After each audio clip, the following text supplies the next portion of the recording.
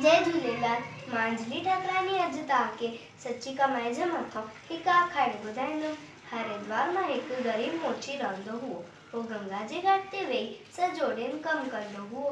राति जो पंहिंजी झोपड़ी में वञी सुम्हंदो हुओ। महिनत करे जूता ठाहे कुझु पैसा कमाईंदो हुओ। अहिड़ी तरह रूखी सुखी रोटी खाईंदो हुओ। वो हमेशा कमु करणु वक़्तु भॼन पियो ॻाईंदो हुओ ऐं वेठिली खीर खाईंदो हुओ। पंहिंजनि ग्राहकनि सां बेहद प्यार ऐं नम्रतनि सां ॻाल्हाईंदो हुओ।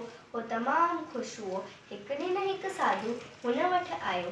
साधुअ पंहिंजी झोलीअ मां हिकु पथरु कढी ॾिनसि। साधु चयईसि, हे पारस जो पथरु आहे, लोहे खे सोन में बदिलाईंदो आहे, तूं पाण वठी रख। मोची चयईसि, माफ़ कजो महाराज, हे पथरु मां न रखे सघां थो। मां महिनत सां कमाईंदो आहियां, मूंखे किन जी बि मदद जी ज़रूरत न आहे।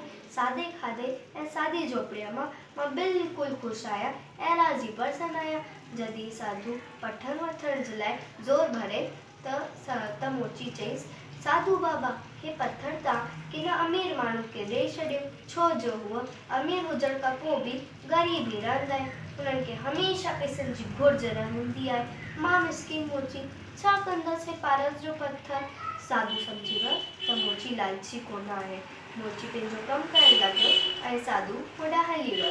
त ॿार, हे आखाणी सां असांखे हे सम्झण में अचंदो आहे कि असां सभिनि खे हथ सां पोरियो करे कमाई करणु घुरिजे। हिन मां ई असांजी सची ख़ुशी ऐं बरकत आहे। जय झूलेलाल।